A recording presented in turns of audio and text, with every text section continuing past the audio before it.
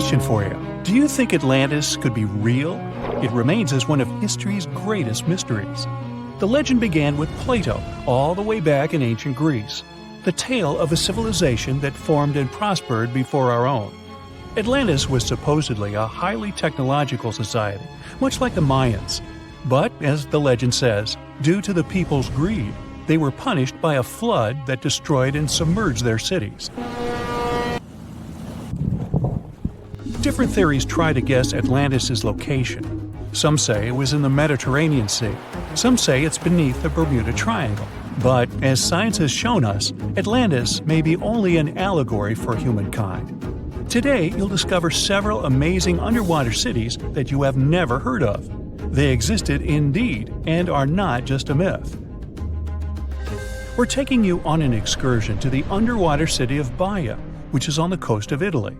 Known as the Las Vegas of the Roman Empire, Baia was a resort city.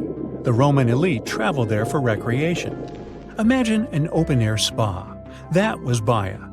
You can visit the submerged town by scuba diving and get close to that perfectly preserved, magnificent Roman sculpture, a true underwater wonder. You can spot the crumbled temples and buildings through glass-bottom boats. This is a moss-covered museum in Claudio's Nymphaeum. To your left, you can see a collection of classical Greek statues. Swimming down the Via Herculeana, you'll arrive at Villa Aprotio.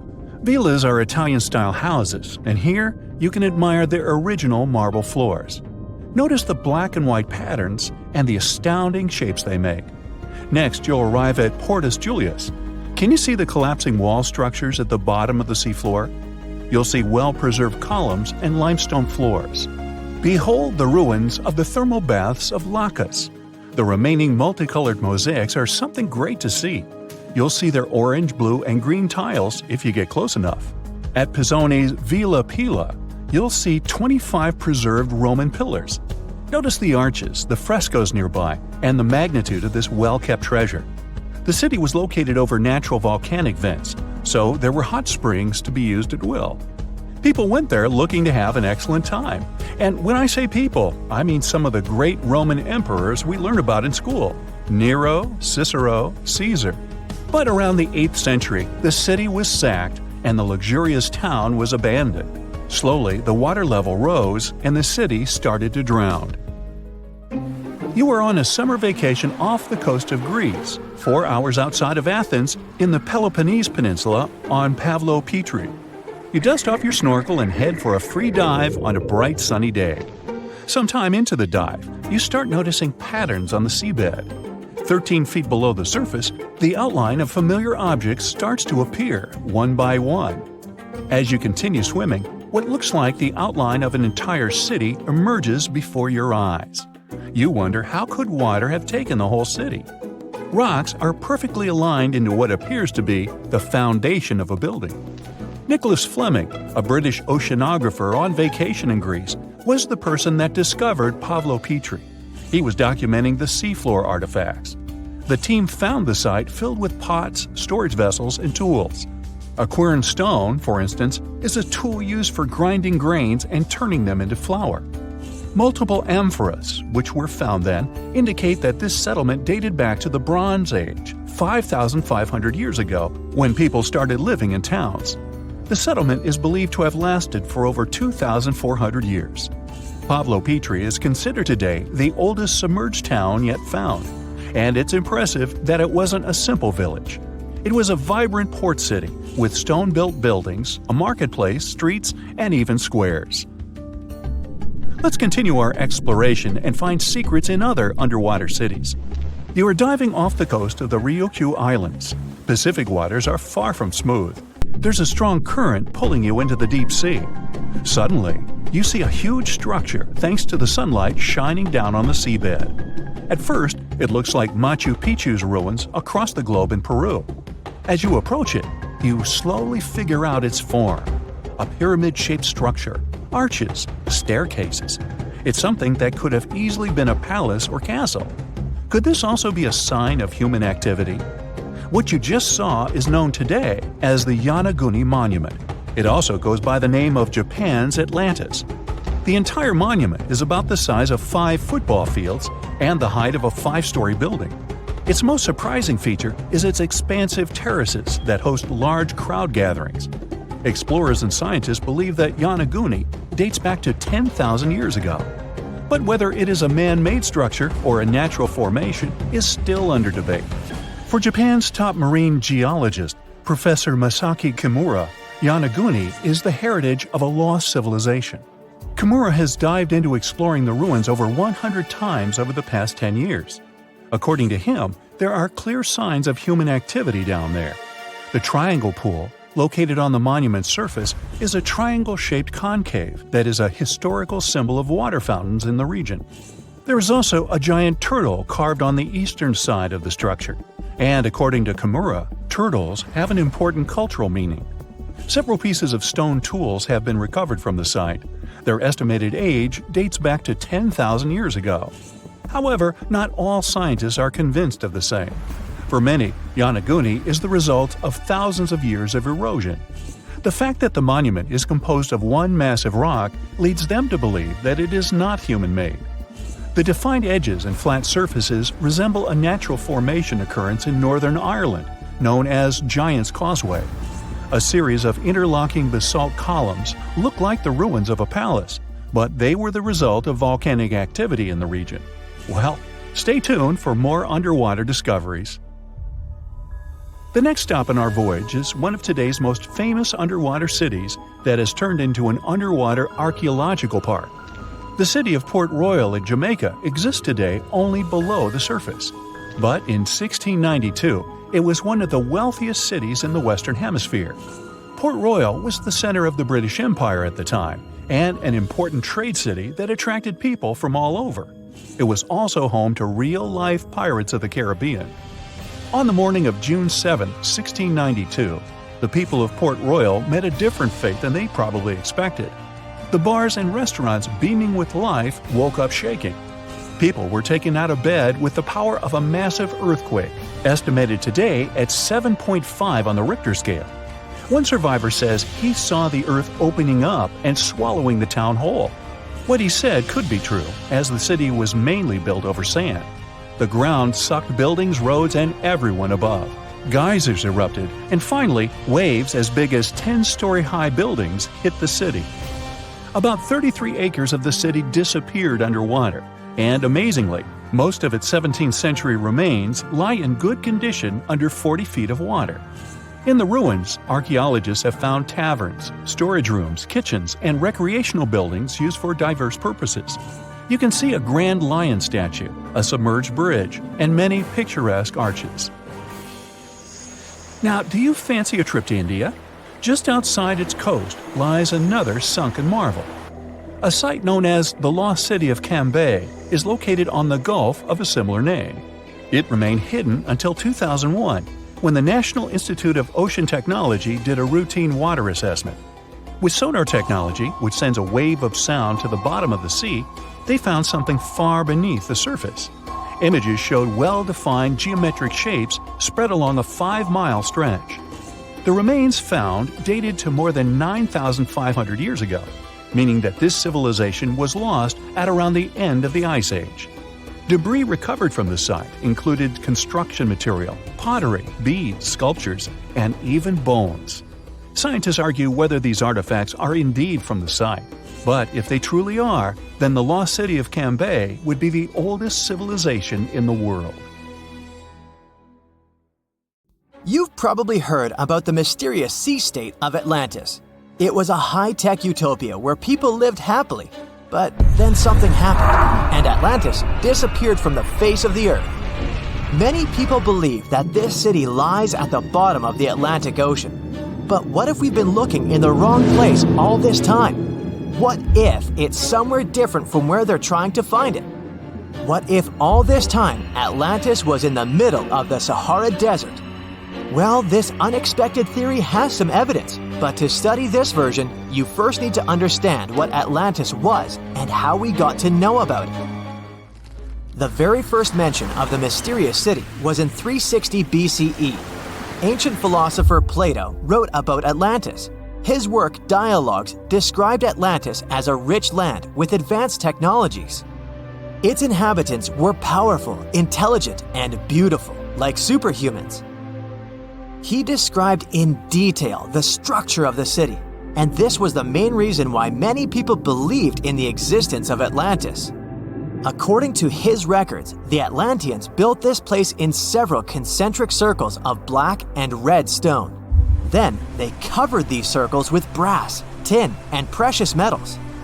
In the city, there were water channels on which ships sailed. The Atlanteans were sailors, so they built a passage from their city to the open sea. On the internet, you can find many drawings of Atlantis, created based on Plato's descriptions. Take a look at these drawings and an actual photo of the Eye of the Sahara. This place in the Sahara has a shape of several concentric circles. It looks as if a destroyed city left a trace on the sand. Many people have written online that the lost city was located there, but no one could prove it. Once upon a time, the Sahara was filled with rivers and lakes.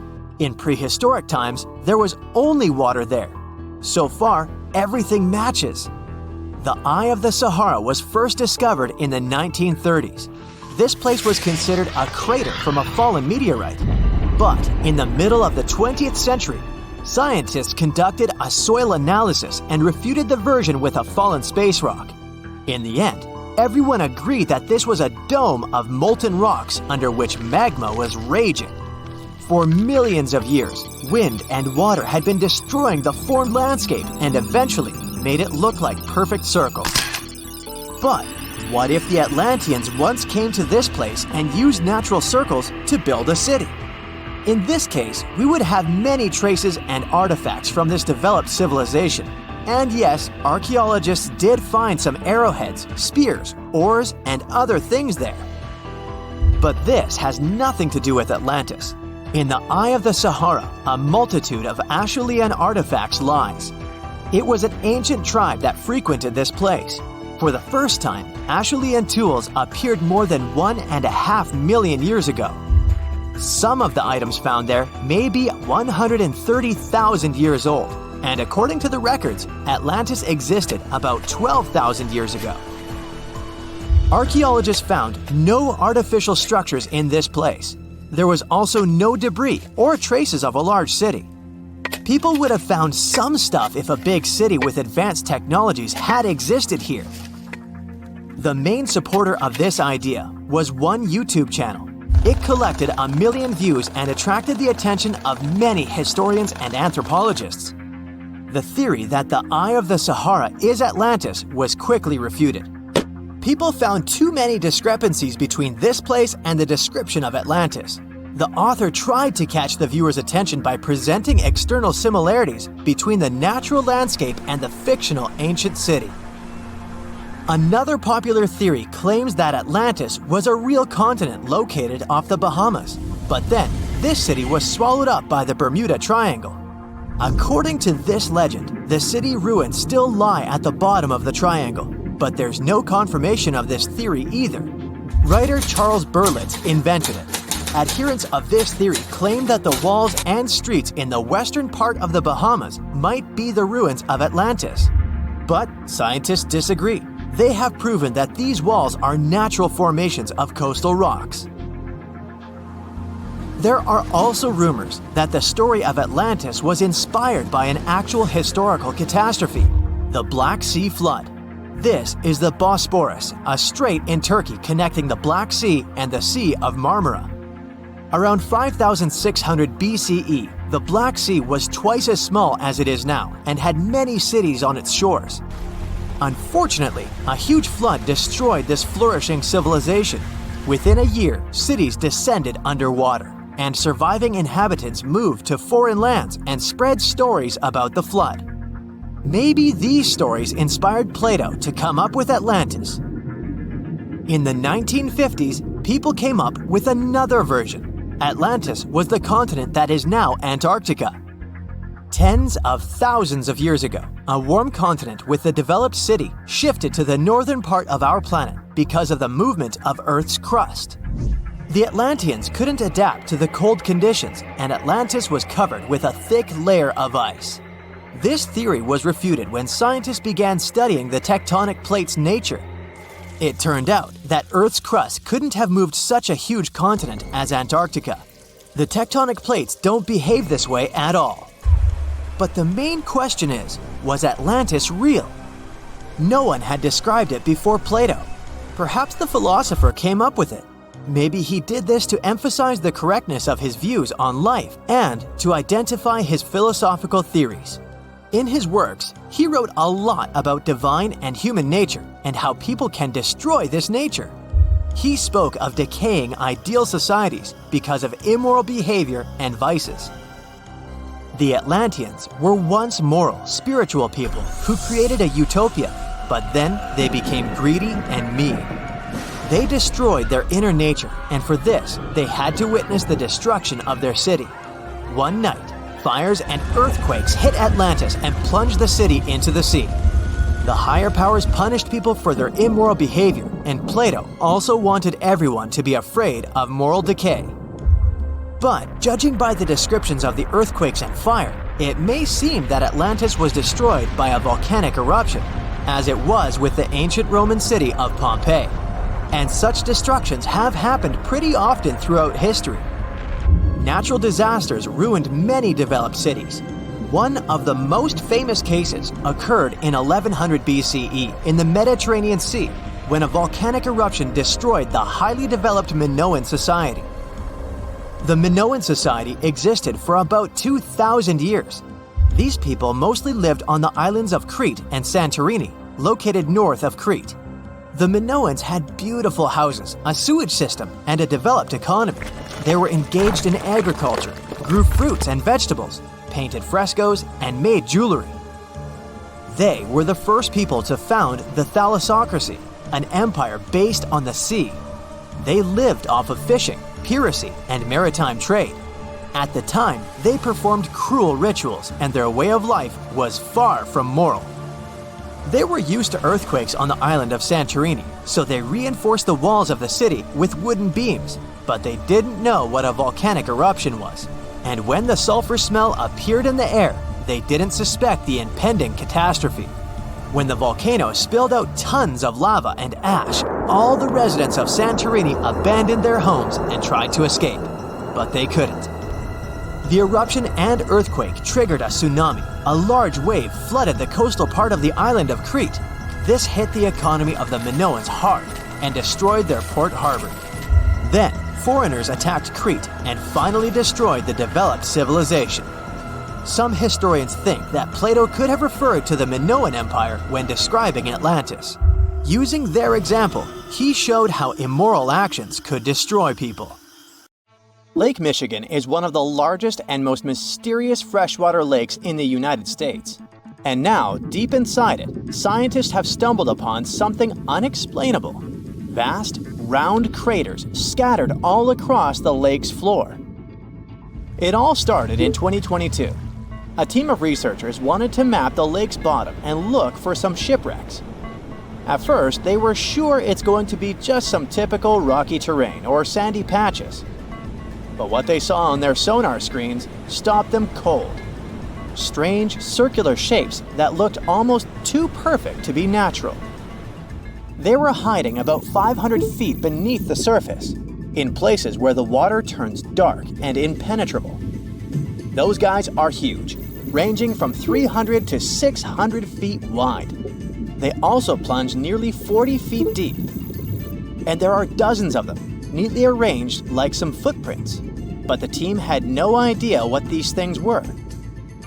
Then, in August 2024, the mystery only deepened.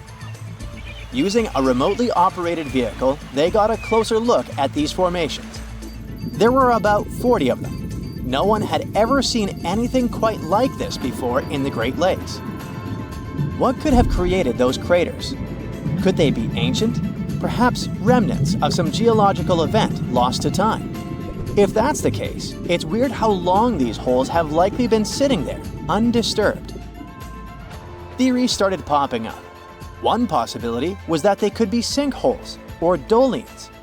Those are basically holes that suddenly appear in the ground when the surface layer collapses.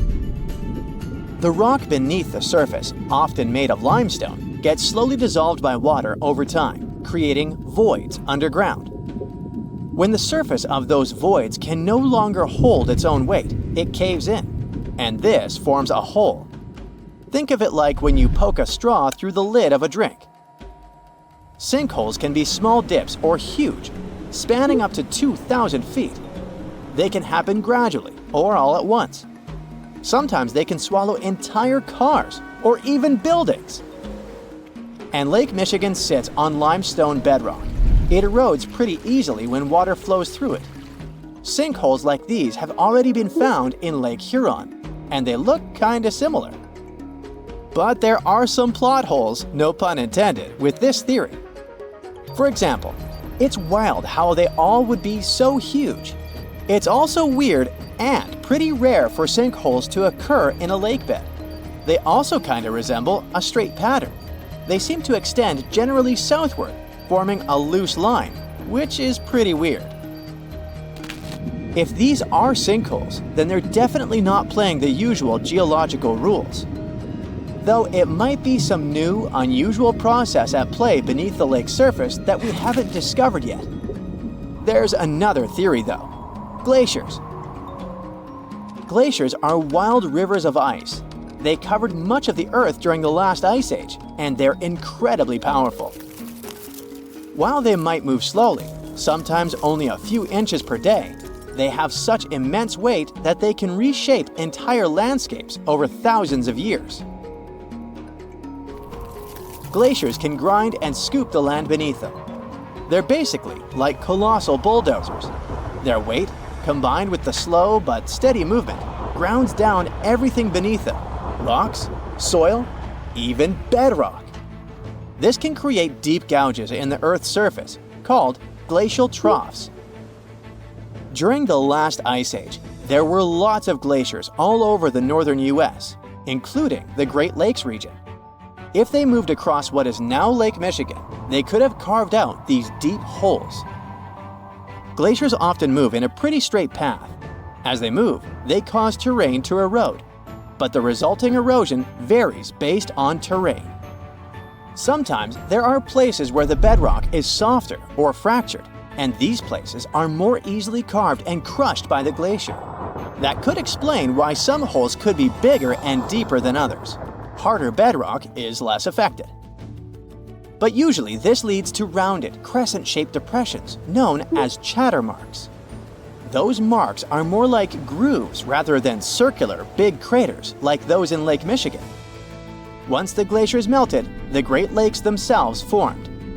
If the craters were formed by them, they may have filled with water, becoming part of the Michigan Lake. Though this theory is more like a speculation, so we need more evidence. But there's another layer to this mystery. The craters are not just curious geological formations. They actually may hold valuable clues about early life on Earth. Parts of Lake Michigan, especially dark ones, are relatively low in oxygen. It's like a lighter version of deep ocean environments that often have very little of this element. For example, hydrothermal vents deep in the ocean, underwater openings in the Earth's crust with some hot, mineral-rich water that are often very low in oxygen. But some organisms love places like these. For example, opossum shrimp. Teeny tiny shrimp-like creatures that love cold, deep waters. They get their name because they have a pouch to carry their young until they're ready to be on their own, like an opossum.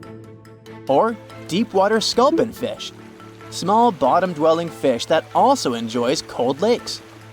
They're well adapted to living in dark waters and usually stay close to the lake bed. And weird organisms like invasive quagga mussels, which kinda look like shells. These are small freshwater mussels that have spread there to the Great Lakes.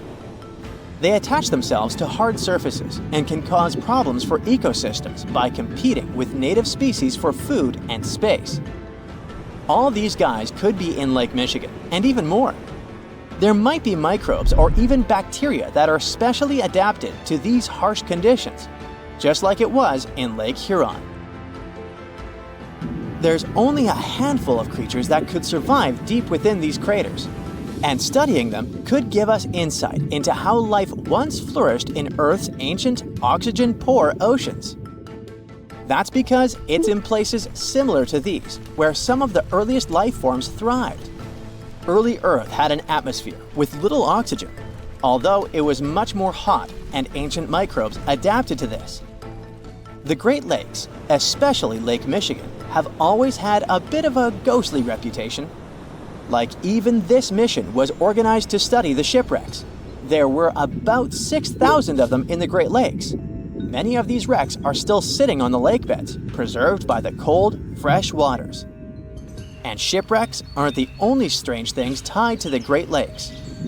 Over the years, there have been stories of unexplained disappearances. Boats and even planes have vanished without a trace. The lakes, often calm on the surface, can suddenly turn dangerous with unpredictable storms and massive waves, leading to these mysterious events. Not even mentioning all the creepy stuff people noticed there over the centuries, such as ghostly lights above water or bizarre weather patterns like eerie, sudden fogs that seem to appear out of nowhere. In 2007, they even discovered some prehistoric structure that looks like Stonehenge there. Well, it was way smaller, but still. It lay about 40 feet below the surface in the heart of Grand Traverse Bay, and it's speculated to be about 9,000 years old, way older than Stonehenge. Looks like this is a print of those who lived in the area thousands of years ago. These massive stones are arranged in a careful, winding pattern stretching over a mile. They range in size from basketballs to compact cars. But one, in particular, stands out. A boulder 3.5 to 4 feet tall, 5 feet wide. It's etched with the image of a mastodon, a creature that roamed the Earth about 11,000 years ago before it went extinct. It probably sank there during the end of the last ice age we mentioned. This period had reshaped the region. This place is underwater now, but back in the day, it was still dry land. So the stones were probably created by people who lived there, though we're not sure why. Were they used as hunting blinds? Or was it some sort of an ancient calendar? Who knows? Only about 15% of the Great Lakes floors have been explored. Now, scientists are gearing up for a deeper dive into this mystery, both literally and figuratively. They want to analyze the lake beds surrounding the craters, hoping that maybe something in the environment around them might have caused them to appear. They have initiatives like Lakebed 2030. These missions should map the entire underwater landscape. This would help us learn tons of interesting stuff about Lake Michigan and our planet's past. Who knows what other secrets these dark waters hide? Let me take you to a place that seems to be out of this world. Life inside this cave has been isolated from the outside world for about 5.5 million years, and it does show. See for yourself. Due to such a long isolation, the conditions inside the Movile Cave are like nowhere else on our planet. A unique ecosystem is flourishing there, even though there is a severe lack of sunlight inside the cave, and the air is toxic. The cave, located a few miles west of the Black Sea in Romania, was first discovered in 1986. Nowadays, you can only visit it if you have special permission. Plus, the central caverns are guarded naturally by narrow limestone tunnels and vertical shafts. So, if you're no stranger to claustrophobia, you'd probably better not enter this place. In the depth of the cave, the air has twice less oxygen than the air outside.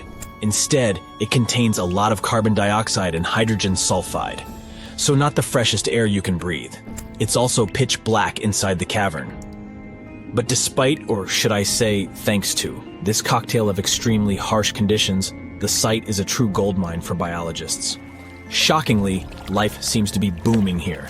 In a 1996 study, scientists identified 48 species, and 33 of them were unique to the cave.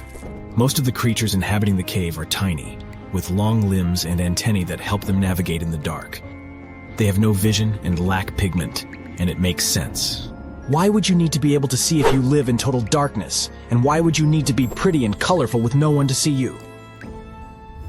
Now, I'm going to take you to another cave. It's no less amazing, but looks very different. This is the Giant Crystal Cave, aka the Cave of the Crystals, in Mexico. These ginormous crystals were found in 2000 by a mining company after the water was pumped out of the cave. 2 miners then saw the crystals after entering the drying cave on foot. These awe-inspiring crystals are actually massive gypsum pillars hidden 984 feet underground. They're anchored to the walls and the floor of the scorching hot cave. Scientists estimate that the crystals could have been already growing for 500,000 years. That's why many of them are so long and wide that you can walk across them. Unfortunately, visiting this wonder of nature is impossible at the moment. But maybe it's for the better, since the Giant Crystal Cave is a dangerous place that can easily turn into a trap. For tens of thousands of years, it was filled with groundwater, which was originally pushed upward into the opening by a magma chamber located in the depths of our planet. The magma under the cave kept the water hot, but eventually the temperature of the water dipped below 136 degrees Fahrenheit. As a result, the water started to fill with calcium and sulfate, whose particles began to recombine into gypsum. And then, white-tinted crystals took over the cave. And since they stayed underwater, they were able to keep growing. You don't have to fly to space to take a closer look at a black hole. Scientists have found something very similar to black holes in the southern Atlantic Ocean. A black hole has such an enormous gravitational pull that once something gets pulled inside, it doesn't have any chance to escape. Even light can't get out of a black hole. But ocean black holes seem to be almost as powerful as their space relatives. But instead of catching the light, they do the same with water. Ocean eddies are massive whirlpools that spin against the main current. They usually swirl billions of tons of water, and most of them are larger than a city. These whirlpools are so powerful that nothing trapped by them can escape. But the scariest thing is that you might not even notice heading into one of them. These things are so huge that you won't spot their boundaries until it's too late. When scientists started exploring ocean vortices with the help of satellites, they discovered the borders of several eddies.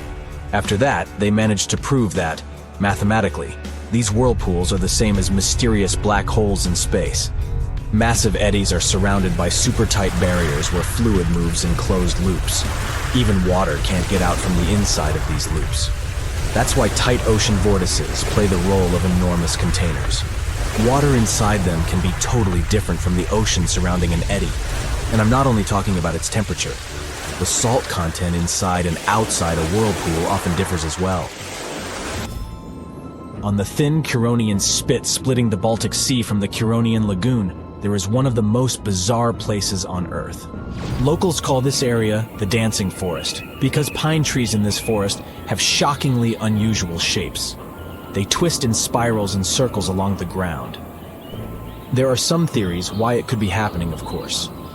Some people claim that huge amounts of positive and negative energies once clashed in that spot. More down-to-earth individuals believe that the reason is geological. Sandy soil in the area is too unstable to hold trees growing upright. The most popular is the idea that strong winds blowing from the water influence the shape of the trees. In any case, experts haven't come to the final conclusion yet. Look at these underwater crop circles. For the first time, they were spotted in 1995, close to southern Japan's coast. Local divers called these 7-feet-wide structures mystery circles. The enigma had been plaguing many minds for almost 16 years until the culprit was finally caught. Imagine the researchers' surprise when it turned out to be a male pufferfish. The fish needs a bit more than a week to build one circle, and the aesthetics are obviously crucial. A male is swimming inside the circle, digging valleys in the sand with its fins. But that's not all. The fish also use shells and corals to decorate particular parts of their circles. This whole build-a-circle thing has a practical purpose as well. The way a male fish swims pushes the sand toward the center of the circle and creates a mound which later serves as a nest. The next mystery on our list is in the Caribbean. Just off the coast of Belize, there's a giant sinkhole. That's the Great Blue Hole.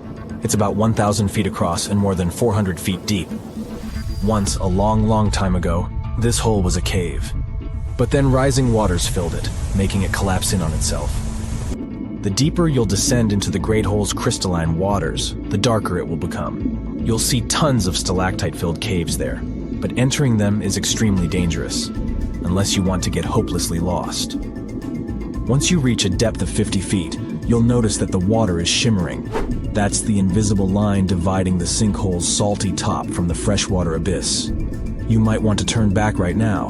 Who knows what you might come across in the murky depths. There was an old Amazonian legend that told about the river that was so hot that it boiled. And it was believed to be just a legend until Peruvian geoscientist Andres Russo questioned if the river could be real. All experts denied such a possibility. After all, hot rivers do exist, but only in the areas where there are volcanoes. As for the part of the country mentioned in the legend, there are no volcanoes in that region. But Andres Russo was too dedicated to give up. And in 2011, he finally located the river from the legends. The water in it was indeed steaming hot. Its temperature was 186 degrees Fahrenheit, not boiling, but pretty close to this point. But what shocked the researcher the most was the size of the river. One could think that the almost boiling water was the result of the activity of an underwater hot spring. But thermal pools are always small, while the river is 20 feet deep and flows for almost 4 miles. This is the only river of its kind on our planet. It was the wealthiest and most beautiful city ever to be seen.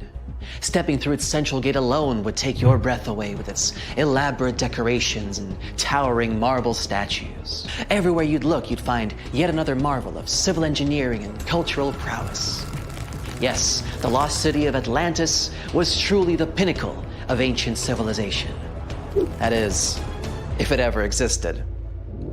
Since it was supposedly swallowed by the sea in its entirety, it's no wonder some curious minds linked it to the Bermuda Triangle, another subject of endless mystery in popular culture, suspected of swallowing quite a few missing planes and ships. In the late 1960s, it's said that a group of treasure hunters stumbled upon the remains of an ancient city while diving in the Bermuda Triangle off the coast of Miami. Not only did they claim to encounter some intricate-looking ruins, but they also claimed that they found a glass pyramid there, larger than any other pyramid ever discovered in Egypt. A huge glass pyramid on the bottom of the Atlantic Ocean? No, that story turned out to be a hoax. Nevertheless, we do know that strange phenomena are still happening in the Bermuda Triangle, like volatile water currents or even the occasional vortex. When anyone mentions the Bermuda Islands, this mythical triangle is often the first thing that comes to mind, due to all the mysterious disappearances or unexplained malfunctions. But there's a lot more to this territory than one mysterious triangle. Let me tell you about it, just in case you might want to visit. For a time after its discovery, Bermuda was briefly known as the Somers Isle, named after George Somers, a British privateer and naval hero. But the name that eventually stuck was the initial name, Bermuda, named after Juan de Bermudez, an explorer from Spain who discovered it in 1505. It's the oldest remaining British territory overseas, going back to a time before even the United Kingdom was established. The island's geographical creation is also unique. Scientists have recently discovered that the volcano that had generated this piece of land is like no other on Earth. Since it has pleasant weather almost all year, it's a great place for golfing, sporting 8 world-class courses, often frequented by famous golf players or celebrities. You might just run into one by accident, if you're lucky. If you're more of a music fan, you would be interested to know that John Lennon got the inspiration for about 25 of his songs right here on this island, including classics such as Watching the Wheels, Woman, and Just Like Starting Over. Bermuda's official online travel guide even provides a Lennon-inspired itinerary, taking you from the Bermuda Botanical Gardens to the Masterworks Museum of Bermuda Art to Front Street, a district well known for its very active nightlife. William Shakespeare himself has an interesting connection with this island. His famous play, The Tempest, a story about a shipwrecked crew that end up on a magical island where they are tormented by an old man and his servants, was initially going to be set in the Mediterranean. But after learning about a real-life shipwreck in Bermuda, Shakespeare was supposedly inspired, and so moved the setting here. The island is also home to some fascinating animal wildlife. On hot summer nights, a special insect that glows in the dark, called the Bermuda fireworm, can be found in protected bay areas. There's also a unique species of birds here, the cowhouse, also known as Bermuda petrels. Believed to be extinct for about 300 years, they were rediscovered back in the 1950s, and a sanctuary was built for their protection. Currently, there are about 300 of these birds in Bermuda, total. Some of the first sailors to end up on the island at times reported strange sounds coming from inland and the surrounding waters after sunset. They even described what they heard as children screaming. So, of course, they thought it must have been because of witches or sea monsters. It took a little more time and research to figure out the sounds were coming from the cowhouse. These birds emit a very specific sound that can be easily confused with distressed human noises. Just as the Netherlands are famous for their tulips and Brazil for its coffee, Bermuda is well known for, drumroll please, onions. Yes, Bermuda used to export an amazing amount of onions back in the day, and the general quality of the vegetables produced here is said to be very high. Bermudians, that's how people living in Bermuda are called, are so proud of their onion heritage that when the clock strikes 12 on New Year's, a giant-sized onion decorated with beautiful lights is dropped in St. George's Town Square to usher in a new year. This is a big part of Bermudian tradition, as their onion heritage is a point of pride for the Bermudian people. The community of Bermuda is known to be tight-knit and to be very friendly and sociable. It's common to say hi to everyone on the street, even if you aren't properly introduced. Not greeting people when entering a shop or jumping into a bus is actually considered rude, so be sure to get accustomed to locals saying hello when paying a visit. Another fascinating aspect of Bermuda is its architecture. The houses are all painted in bright, zesty colors. Bermudians take very good care of their homes, even repainting them every 4 to 5 years. And they can even choose the color of their house without any limits. The roofs, however, are a completely different story. When visiting, you will notice that they are all white and terraced. Here's why. Since there is no public water system in Bermuda, people living here have to collect their own water. And that's what the roofs are for. Rainwater is collected on the roofs and then funneled into water tanks for storage and future use. That's why it's so important that the roofs remain white. Not only is it much easier to spot debris on a white surface, but the white cement also helps with sanitizing the water. What about transportation? Well, only residents can drive a car here, and only a single car is permitted per household in terms of ownership. So if your trip itinerary includes renting a car, you may want to rethink it. If riding a bus is not your preference, there's always the option of renting a scooter. You just have to remember to drive on the left side of the road. It is a British colony after all.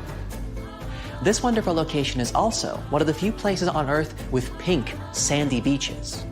Because it's surrounded by coral reefs that are responsible for the special red pigment, Bermuda is home to some of the most spectacularly colored beaches in the world, such as Horseshoe Bay Beach, West Whale Bay, or South Shore Park. For those interested in more of a culinary experience, Bermuda has some interesting local dishes to explore. Its geographical location and the fact that it's surrounded by water mean that most local courses are based on fish and seafood. Here you can get a nice codfish breakfast, a Bermuda fish cake, or their famous Hoppin' John, a dish made with black-eyed peas, sliced sausage, bacon or chicken, Bermuda onion of course, and some brown rice, often seasoned with garlic and thyme. They do this last one for special occasions, like in January, during the Bermuda Restaurant Weeks, a culinary festival that you'd better not miss if you love a good feast. For a place to chill with a fantastic view, Bermuda offers 2 historic lighthouses, each with its own delightful peculiarities. To get to Gibbs Hill Lighthouse, for example, you would have to make a long pilgrimage up 185 steps. There's no elevator to get you there, so be sure you're properly hydrated before starting the journey. The panoramic view of the ocean, however, will make up for all the effort. There is also St. David's Lighthouse, which is known as an ideal spot for whale watching. Particularly in March and April, humpback whales generally pass through these waters as they travel north to their feeding grounds in Canada. The National Museum of Bermuda also provides an array of unique experiences, such as the Dolphin Quest. Through this program, tourists have the opportunity to view, meet, and interact with dolphins in a sheltered, natural ocean lagoon environment. Searching for the best hidden Instagrammable spots? Then Crystal and Fantasy Caves is the place for you. They were actually discovered by accident in 1907. Two young boys, Carl Gibbons and Edgar Hollis, lost their ball while playing cricket.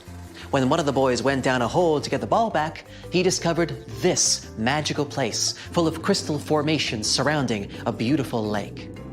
Crystal and fantasy caves attract a huge number of tourists each year, and through a number of recently constructed bridges, they are now more easily accessible. Be sure to wear comfortable shoes, though. There's lots of other geographic, historic, and cultural attractions I could talk about, but I think you get the gist. Bermuda is a lovely and vibrant island paradise that offers so much more than conspiracy theories about missing planes and lost cities. The weather is pleasant, the people are friendly, and there's so much to do on this beautiful island. So what are you waiting for? Book a flight today! Just a suggestion, of course. This sleek, state-of-the-art submarine named Ran was sent to explore the depths of Antarctica. But as soon as it discovered something, it mysteriously disappeared. So, what happened? It all started when scientists wanted to explore one of the most remote and mysterious places on Earth, the Dotson Ice Shelf in West Antarctica. This ice shelf, silent giant, stretches 30 miles wide. That's almost the length of New York City. It stands between two icy promontories, the Martin and Bear Peninsulas, and it hides an entire world of geological mysteries. If you think that Antarctica is nothing but a desert of super thick snow and ice, you're wrong. There are entire landscapes hidden deep down there. The underside of the Dotson Ice Shelf is a rugged, dynamic terrain shaped by the slow, relentless forces of nature. There are towering ice formations, deep troughs, and bizarre structures stretching for hundreds of feet.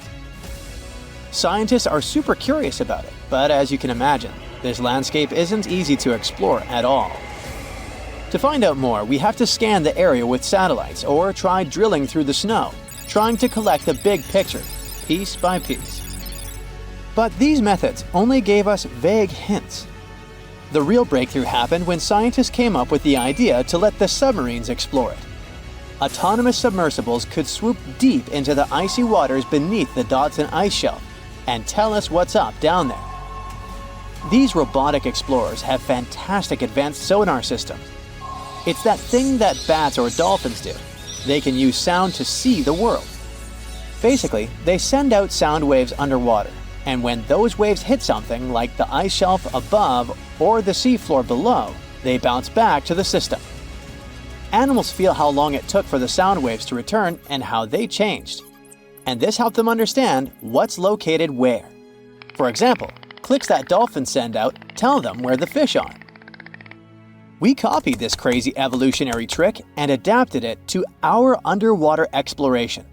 Only our version is much cooler, with a higher level of precision, so we created detailed maps of the environment. The Rand submarine was one of those robotic explorers. It was named after the Norse deity of the sea.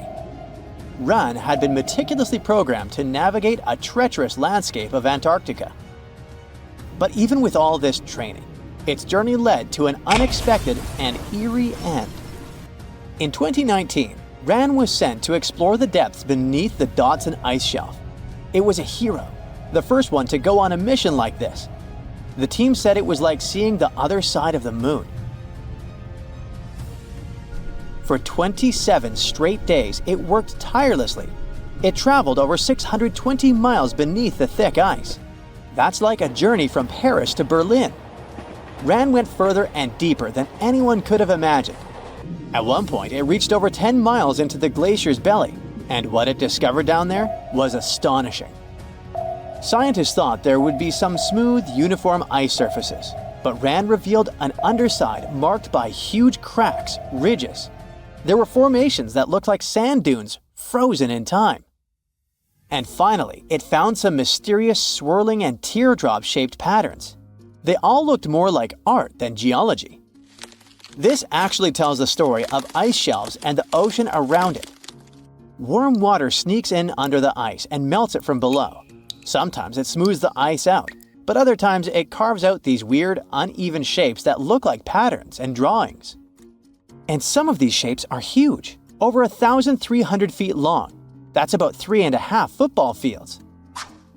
The reason why they look like swirling doodles is because the Earth spins. It makes the water turn in special ways, bending the shapes and drawing these spirals. It's called the Coriolis effect. Imagine you were on a merry-go-round and tried to throw something like a ball. It would go in a curve, not a straight line. Same thing happens with the water on Earth. Later, scientists found similar patterns in other Antarctic ice shelves, though they weren't as epic as the ones under Dodson. But Ran also discovered something horrifying. Turns out that these warm waters, aside from being great artists, are also a huge danger. The Dodson ice shelf isn't just hanging out serenely on the sea. It's part of a very delicate system and acts as a protective barrier that holds back huge glaciers in West Antarctica. The ice shelf is floating on the ocean, but it's still connected to the land. As warm water sneaks underneath it and the ice melts, the Dodson can't hold on to the land as tightly anymore. The protective barrier starts to weaken, and this lets the glaciers behind it move faster into the ocean. When those glaciers flow into the sea, they add more water, which could cause sea levels to rise, eventually changing our coastlines. Rand stumbled upon huge pockets where the ice was melting at alarming rates, all due to powerful underwater currents. It was like seeing a ticking clock on the glacier. The stakes were high, but luckily the submarine was ready. This time, it managed to return. And then, it worked for 5 more years, helping scientists with tons of useful data. The missions were daunting.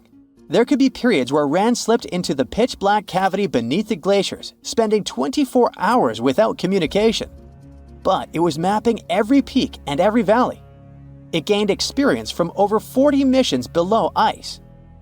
Then, in early 2024, Rand went on a mission to the Thwaites Glacier. The mission was bold from the start. This place is also ominously referred to as the Doomsday Glacier.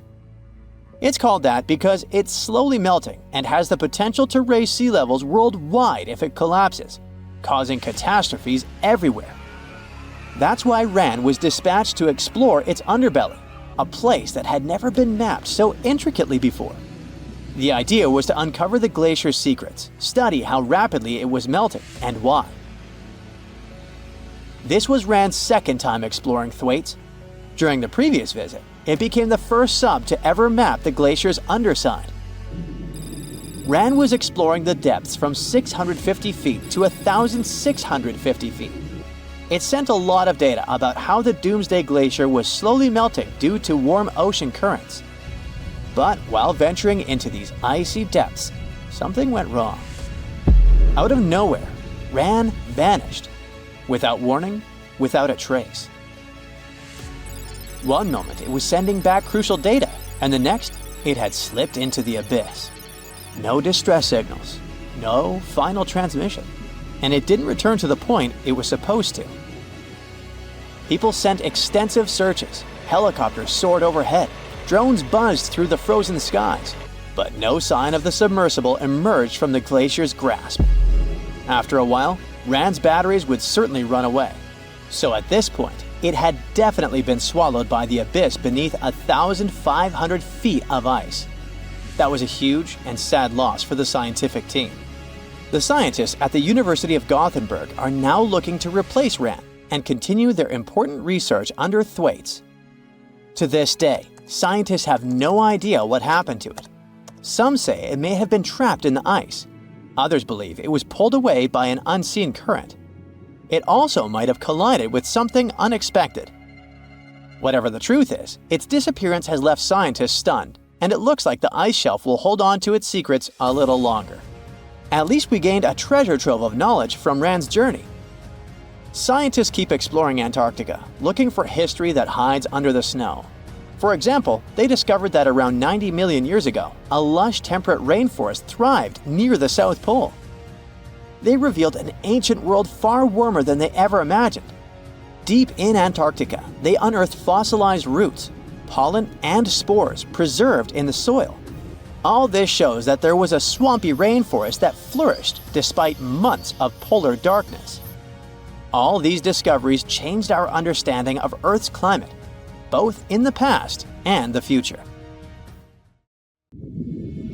On a sunny day, a man was diving in shallow waters near South Africa.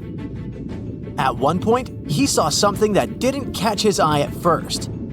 A pile of shells that looked as if it had been put together. Maybe by some other diver, he must have told himself.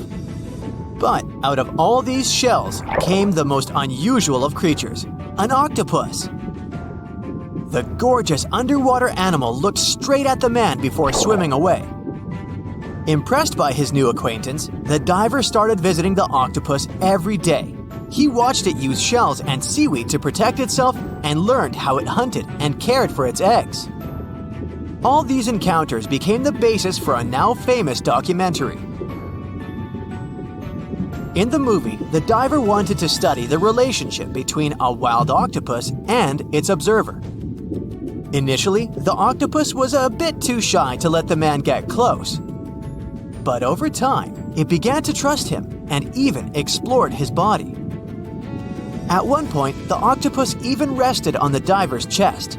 The man soon began to look at the underwater creature as his octopus friend. Sure, the documentary did make it look like a true friendship, but that was most likely because of all the close-ups and eerie music. But you can't really know what the octopus is thinking. Maybe what looks like tenderness is just curiosity or confusion. Maybe an apparent hug is really just a defense mechanism. Some people may love octopuses, but can they really be friends with a human? Until they learn to talk, I guess we'll never know. That doesn't make an octopus less of an interesting creature, though. Apart from those quirky sets of tentacles, obviously, octopuses have another characteristic that sets them apart from other sea creatures. A recent study that involved studying the footage of octopuses living underwater shows that they sometimes develop this unusual behavior. They seem to throw things at each other on purpose. It can be anything from dirt from the bottom of the sea to shells or rocks. Octopuses are known to be solitary creatures, so when something or someone, like an underwater camera person, gets too close to them, they might lash out.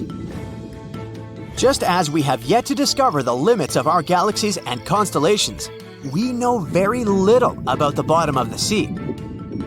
It's one of the reasons why we find it so hard to explain the behavior of some underwater creatures. The truth is, we don't have good enough technology able to deal with harsh conditions and a limited amount of light underwater. You might have asked yourself at one point, what's the deepest part of the ocean? It's called the Mariana Trench. We don't really know exactly how deep this giant hole is, since it's too difficult to measure, but it's somewhere around 6.8 miles deep and 5 times longer than the Grand Canyon. This massive underwater trench was first studied back in 1875 with the help of a weighted rope. Back in 2012, a Canadian film director reached the bottom of the trench in a submersible vessel called the Deep Sea Challenger. Some of the most bizarre creatures on the planet were discovered here, including the Dumbo octopus, the sea cucumber, and the goblin shark. The Mariana Trench got its name from the nearby Mariana Islands, which were named Las Marianas in honor of Spanish Queen Mariana of Austria. The Mariana Trench might be the deepest part of the ocean that we know of. But one other mysterious phenomenon that's interesting for researchers is called phantom bottoms. In the late 1940s, when the sonar became standard equipment, ships and submarines noticed unexpected signals coming from the ocean. Those signals came from areas where no seafloor was supposed to exist. What's even more mysterious is that this fake seafloor appeared to move. One researcher at Scripps University found out that these phantom bottoms showing on maps were indeed alive.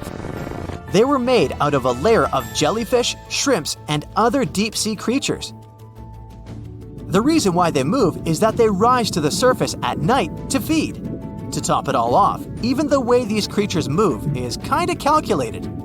They don't just move randomly, but seem to gather together by species. We used to believe underwater animals behave this way only to avoid being caught by predators. It's a mystery to scientists why they group in the same way to form a fake seabed. Our curiosity about the deep waters doesn't stop at the seafloor. If you went on a vacation to the beach when you were young, you probably remember the fun of digging in the sand.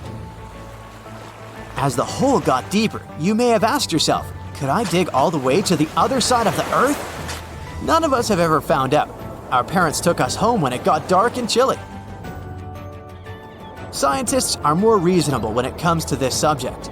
For starters, they know the best place to start digging would be underwater, since those regions are already deeper than what we can find on land.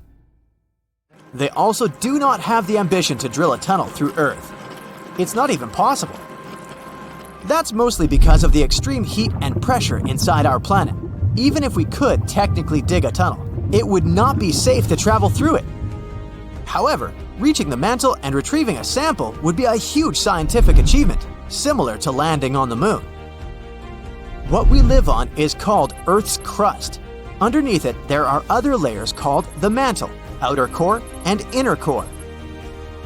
Researchers have been trying to drill into Earth's mantle since the 1960s, but they haven't succeeded. Some failed due to technical issues, and others were unlucky and chose the wrong places to drill. Our planet's mantle is made of molten rock. Wouldn't that be dangerous if we ever reached it? Scientists say we have nothing to worry about, though. If and when the drillers eventually pierce through the crust underwater, hot molten rock won't pop up the hole and spill onto the seafloor like it would during a volcanic eruption. Mantle rocks aren't solid, sure, but they move slowly, at the same speed as your fingernails grow. Another of those famous deep-sea mysteries is that of the 1997 Bloop. You heard that right. I'm talking about a weird sound that seemed to come from deep under the waves.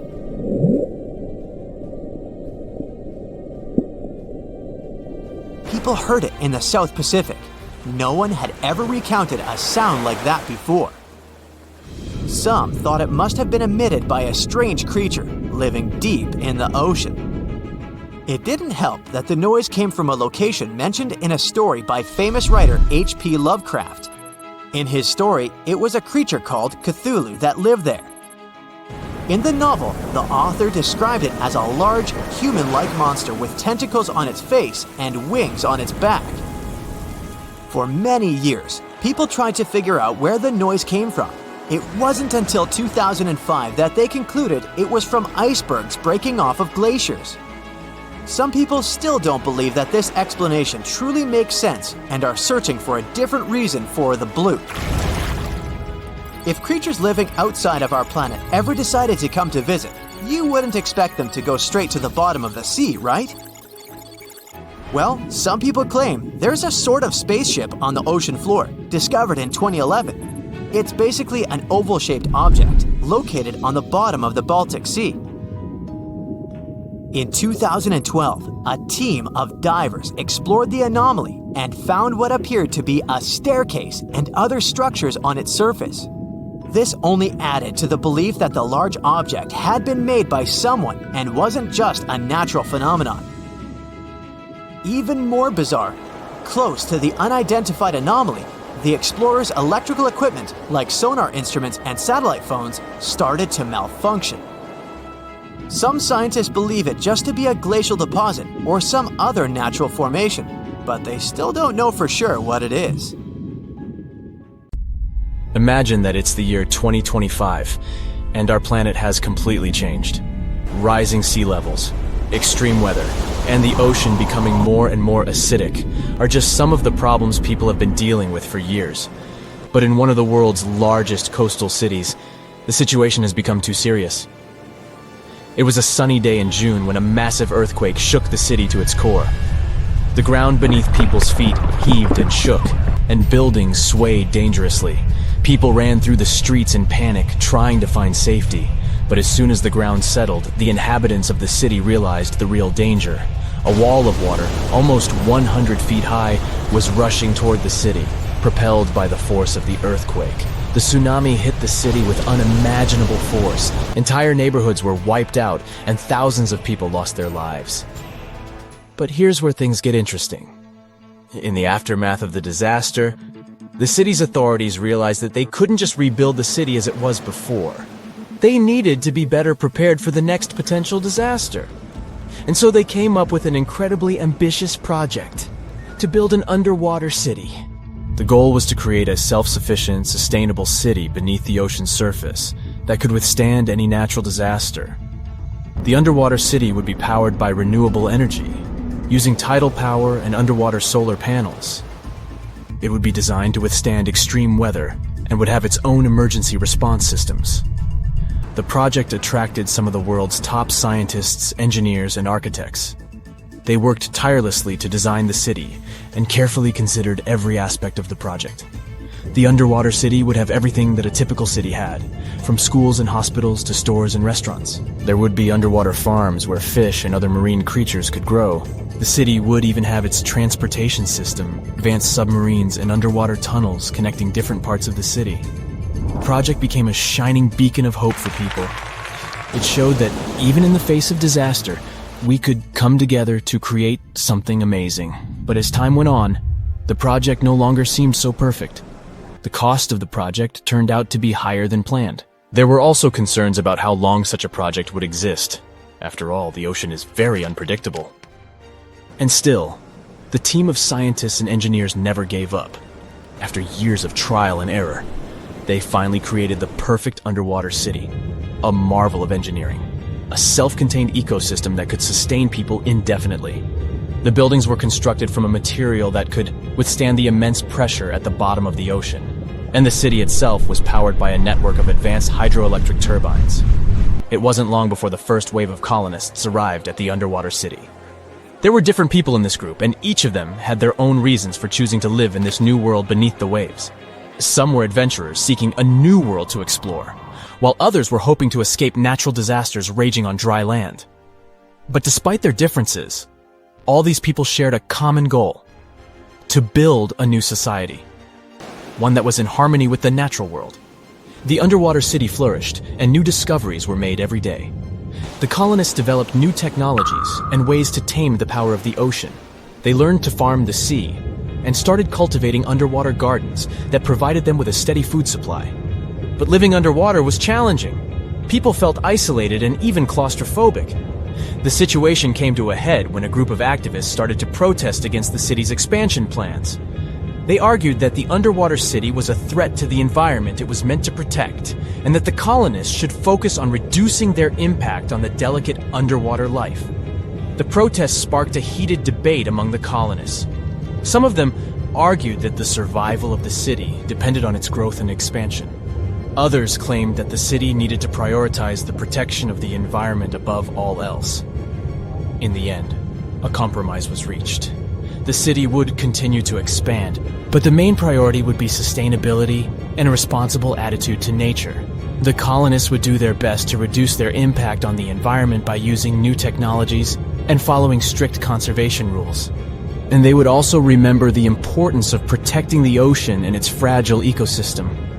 Years went by, and the underwater city continued to thrive. New generations of colonists were born, and they grew up in a world entirely different from the one their ancestors had known.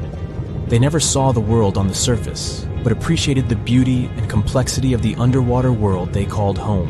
And as the years passed, the city became a symbol of hope for a world struggling with the devastating effects of climate change.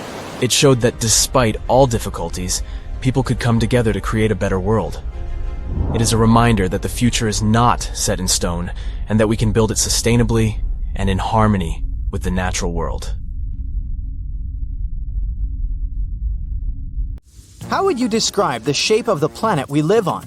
It's definitely round, but it's not a perfect sphere. Because of the force of Earth's rotation, it's slightly flat on the North and South Pole. But there's more to it. The planet's rotation causes its sides to bulge outwards. The best term to describe our home planet is ellipsoid. Earth is nothing more than an oversized lumpy potato. These are the words of Atraji Ghosh, a solid Earth geophysicist from Bangalore. She and her team have been studying something called the Indian Ocean Gravity Hole. Sounds like the scenario for a science fiction movie, but it's very much real. We think of gravity as something consistent. If you drop a pen from your hand in Los Angeles and in Perth, they're going to fall to the floor at the same time. Well, this is not completely true. Gravity is connected with the mass of a celestial body. Astronauts on the surface of our moon don't walk, but move in hops. That's because Earth weighs 81 times more than the moon. Less mass means less gravity. Earth is more massive, so it has a stronger gravitational pull. But there's a catch. All this mass isn't distributed evenly across the planet. As a result, gravity varies as well. NASA has been mapping Earth's gravity field since 2002 using twin GRACE satellites. The maps they produced show where gravity is stronger and where it's weaker. Mountain ranges such as the Himalayas contain a lot of mass. This means they generate a stronger gravity field. The opposite happens in ocean trenches. The deepest of them is the Mariana Trench in the Pacific Ocean. You could almost stack 2 Mount Kilimanjaros inside it. The low concentration of Earth's mass below it means that the gravity field here is weaker. Places on the globe where huge chunks of mass are missing are called geoid lows. A geoid is an imaginary surface that follows the outline of sea levels around our planet. Imagine the Earth without any land. That shouldn't be too hard since the nickname of our home is Blue Planet. Now draw a curvy line along the surface of the oceans, and you get a geoid. In reality, the line stretches across oceans, as well as land masses. Scientists use this imaginary line to calculate the depth of tremors or objects that occur underground. When the wavy line goes down, that's a geoid low. The biggest of them sits at the bottom of the Indian Ocean. The first to discover it was a Dutch geophysicist in 1948. He was performing a gravity survey from a ship. The man noticed that sea levels dipped over 320 feet below the global average. The gravity hole got the official name Indian Ocean Geoid Low. It spans well over 1 million square miles off the southern coast of India. If you went out at sea in the middle of the gravity hole, you wouldn't notice much, just an endless ocean as far as the eye could see. The only way to measure the dip in gravity is through extensive geophysical measurements and calculations. The concept of a gravitational hole existed for nearly 2 centuries in the scientific community, but researchers could study it in high detail only after satellite measurements became possible in the late 20th century. A team of Indian scientists was determined to explain the anomaly that had been puzzling geologists for decades. They used supercomputers to simulate the seismic activity that formed our planet. A total of 19 simulations revealed how tectonic plates moved across the span of over 140 million years. This was during the Cretaceous period, the time when T-Rex roamed the Earth.